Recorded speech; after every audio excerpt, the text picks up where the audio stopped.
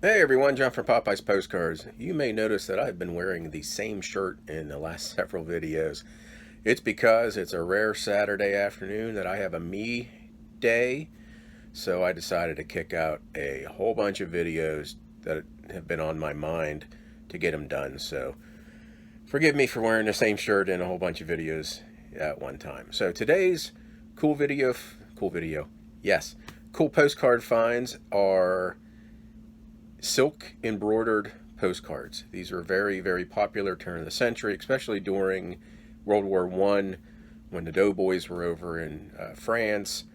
A lot of these postcards came from there. So let's go take a look at some. Okay, I'm using a tripod, so let's see how this goes. As you can see, got a collection of silk postcards here. Most are from the 1910 to 1920s era. Some of these are just gorgeous.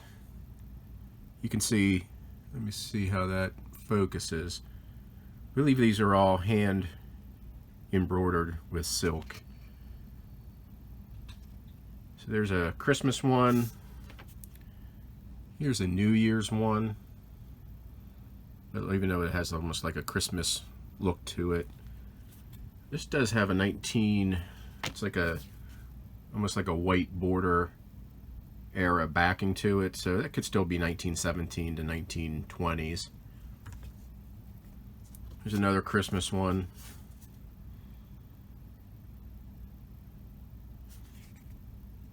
This one says 1912. And here's some ones that I believe were definitely during World War One.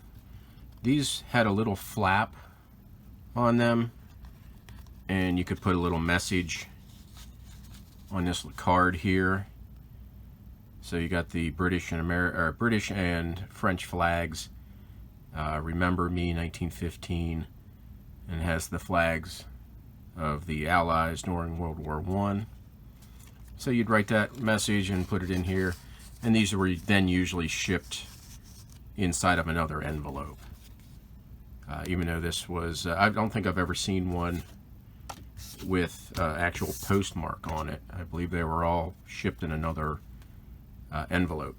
And then these are some of the nicer ones. Souvenir de France. As again, the silk embroidered flags, has the little flap that you could put a message in. This one has some damage. Looks like might be 1919 on there, I can't tell. And then this one would have had a little black and white photo put in the center. Again, just beautiful embroidery. I'm not sure if this is the person, Gilbert Pearson. Is that, I don't know, company? I'm not sure. Maybe that's, I'm not sure. It almost kind of has a military company notation on there. But I'll go to the screen here and I'll show you some of the other silk embroidery postcards that can command some money. And I have some of these. I just couldn't find them. They're in some of my boxes. So I'll just show you on the screen real quick. So some of the embroidered silk postcards you can see on the screen. World War I embroidered silk postcard, the Salvation Army, circa 1914 to 18. It's from the UK, and they got $105 for it. And then some of the ones that are unit specific. So this one's the Royal Irish Rifles Regiment. Again, it's from World War I. And $136. So they're valuable, but the ones that are very specific, regiments or companies or Salvation Army, stuff like that, they're going to bring more money.